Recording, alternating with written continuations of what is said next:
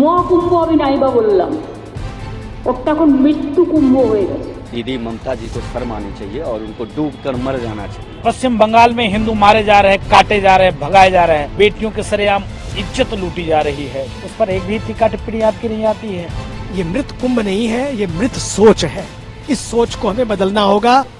देखिए, टीएमसी प्रमुख बंगाल की मुख्यमंत्री आदरणीय दीदी ममता जी को शर्म आनी चाहिए और उनको डूब कर मर जाना चाहिए। कि जिनको राजनीति अगर करनी हो तो करें, लेकिन आस्था पर चोट पहुंचाकर यदि कोई राजनीति करेगा तो अयोध्या नहीं, पूरे विश्व का साधु संत हिंदू समाज ऐसे राजनीति को ना श्राद्ध करने का काम करेगा। ऐसे लोग हैं जो जनास्था को चोट पहुंचाकर और निजी राजनीतिक महत्वाकांक्षा को साधने में लगे हुए हैं। मैं मानता हूं कि ये लोग घबराए हुए और बिलबिलाए हुए लोग हैं। ऐसे लोगों को नाक कटवाकर सुपनखा हो जाना चाहिए, जिन्होंने कभी हिंदुत्व सनातन संस्कृति को सम्मान देना नहीं सीखा। भारत की मूल भावना को ठेस पहुंचाना ही इनकी निजी भावना है। ये लोग हिंदू आस्था के लिए तो नास्तिक हैं, किंतु वहीं अन्य मतांतर मजहब के लिए इनकी बड़ी आस्था है। उसके लिए ये चाक चौबंद व्यवस्थाएं करते हैं। लेकिन जब इन्होंने देखा कि आस्था का जनसैलाब बांग्लादेश से भी सर्वाधिक जनसंख्या में प्रयाग की पावन पुण्य भूमि पर महाकुंभ को दृश्य देने में लगा हुआ है, तब ये लोग बिलबिलाए हुए बिलखलाए हुए लोग हैं। क्योंकि ये जानते हैं कि जो आस्था आज महाकुंभ में जा रही है वह भारतीय जनता पार्टी की दी गई व्यवस्थाओं से अपने आप को अभिभूत महसूस कर रही है और भारतीय जनता पार्टी के पास कृतज्ञता अर्पित कर रही है। ये लोग अपनी राजनीतिक सत्ता को खोने के कगार पर हैं और मैं मानता हूं कि अपनी राजनीतिक अस्तित्व और पहचान को भी टीएमसी खो देगी, ममता बनर्जी खो देंगी। जिस हिसाब से बांग्लादेश से लोग गठरियां रखकर आस्था की अपने सर पर और कंधों पर बंगाल से लेकर और जो है प्रयाग तक, उत्तर प्रदेश तक उमड़ी हुई है, ये लोग निश्चित ही अपनी राजनीतिक जो इनकी छवि है उसको खो चुके हैं। इन लोगों ने हमेशा आस्था को चोट पहुंचाई है और ऐसे लोगों को सनातन कदापि भी और कतई भी माफ नहीं करेगा। ये लोग हिंदुओं को चोट पहुंचाने वाले लोग हैं। ये लोग हिंदू आस्था के हर वर्ग के लोगों को चोट पहुंचाने वाले लोग हैं। इनको कतई भी माफ नहीं किया जाना चाहिए और यदि ऐसे लोगों को शर्म है तो ये लोग नाक कटवाकर सुपनखा हो जाएं। ममता बनर्जी को चाहिए कि नाक कटवाकर सुपनखा हो जाएं और मैं मानता हूं कि ये धर्म द्रोही सुपनखा है। ऐसे लोगों को माफी मांगनी चाहिए कि ये महाकुंभ को मृत्यु का कुंभ बता रही हैं। डूब मरना चाहिए ऐसे लोगों को। पश्चिम बंगाल की मुख्यमंत्री ममता बनर्जी कुंभ को सवाल, उन्होंने मृत्यु को कुंभ बताया है, एक मृत्यु का कुंभ है ये।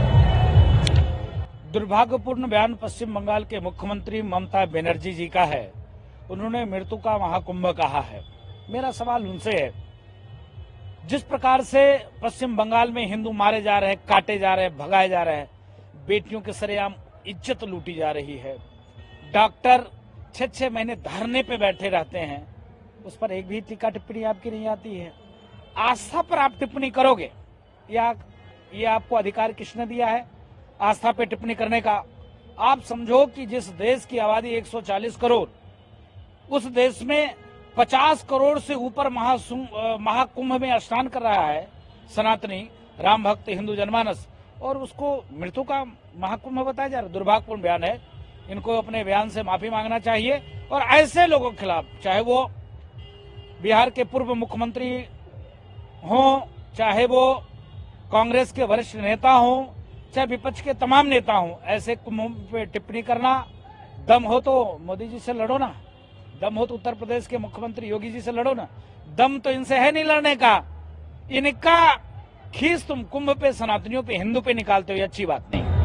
1-1 लाख रुपए वीआईपीओ को टेंट मिल रहा, गरीबों को नहीं दिया जा रहा है, कोई व्यवस्था नहीं ना, भगदड़ की स्थिति अभी तक क्लियर नहीं। नहीं, देखिए, उनका बयान दुर्भाग्यपूर्ण है। हम लोग लगातार वहां 3.5 महीना सेवा किए हैं।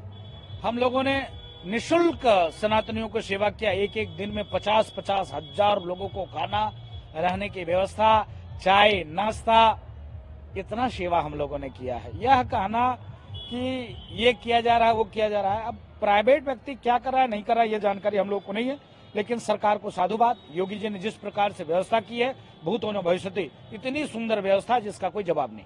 कई बार तो मुझे बड़ा आश्चर्य होता है। मैं तो कुंभ की धरती पर हूं और 55 करोड़ लोगों से भी ज्यादा लोगों ने स्नान कर लिया है। और मुझे लगता है ये केवल महाकुंभ नहीं बल्कि महान कुंभ बन गया है। ये मृत कुंभ नहीं, ये अमृत कुंभ बन गया है। ये अमर कुंभ बन गया है, जिसने एक ऐसा इतिहास रच डाला है जहां 55 करोड़ लोग आते हैं लेकिन किसी ने किसी की चाय में थूक नहीं डाला। यहां 55 करोड़ लोग आते हैं, किसी ने किसी के ऊपर पत्थर नहीं चलाया। जाम लगा, भीड़ भी हुई, इतने लोग आ गए कि जगह जगह उनको संभालने के लिए अतिरिक्त इंतजाम करने पड़े। लेकिन कहीं भी मैंने नहीं देखा कि ये ब्राह्मण घाट है, ये जाट घाट है, ये दलित घाट है, ये सवर्ण घाट है। हर जगह एक ही घाट अलग अलग थे, लेकिन 55 करोड़ हिंदू स्नान कर रहे थे, सनातनी स्नान कर रहे थे। कहीं कोई दीवार नहीं थी, कहीं कोई दरार नहीं दिखी। केवल दिखा तो एक चीज दिखी कि दिल एक साथ जुड़े हुए सब मिलकर स्नान कर रहे हैं और हर हर महादेव के नारे लगाते हुए लोग महान कुंभ को सच माने तो अमर बना रहे थे। दूसरी बात, 55 करोड़ लोग आए, कोई भूखा नहीं सोया। 55 करोड़ लोग आए, किसी ने किसी को ये नहीं कहा कि तुम छोटे हो के बड़े हो के ऊंच हो के नीच हो। 55 करोड़ लोग आए, किसी ने भी कहीं कुछ ऐसा दिखाई नहीं पड़ा किसी का संहार किया हो, किसी का नरसंहार किया हो। सब लोगों ने मिलकर एक नए आविष्कार की ओर भारत को ले जाते देखा है कि एक ऐसा भारत जिसने एक नई मिसाल बना दी है, एक नई मशाल जला दी है, सनातन की मशाल, जो सबको साथ लेकर चलने वाली मशाल है। इसलिए समय आया, मैं बार बार कहता हूं, भारत को भारत की आंखों से देखें, भारत को भारत के चश्मे से देखना शुरू करें।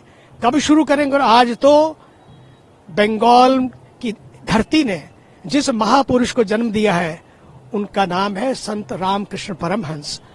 उन्होंने कहा था सागर और बुलबुले में कोई अंतर नहीं है, जैसे सागर का जल वैसे बुलबुले का जल, दोनों एक हैं। जीवात्मा और परमात्मा को दोनों अलग अलग नहीं हैं, हम तो सब एक हैं इस धरती पर। उस महापुरुष ने कहा कि ये जितने भी सब लोग हैं हम सब एक हैं, एक परिवार हैं। जब एक परिवार हैं, साथ मिलकर 55 करोड़ लोग स्नान कर चुके हैं, कर रहे हैं, एंड मोर टू कम, तो मृत कुंभ कैसे हो सकता है? ये मृत कुंभ नहीं है, ये मृत सोच है। इस सोच को हमें बदलना होगा और इस देश में सारा संकट सोच का है। कुछ लोग सच में परेशान हैं, कुछ सच से परेशान हैं, कुछ अपनी सोच से परेशान हैं। सोच को बदले तो सब कुछ बदल जाएगा। ये मृत कुंभ नहीं, ये महाकुंभ है।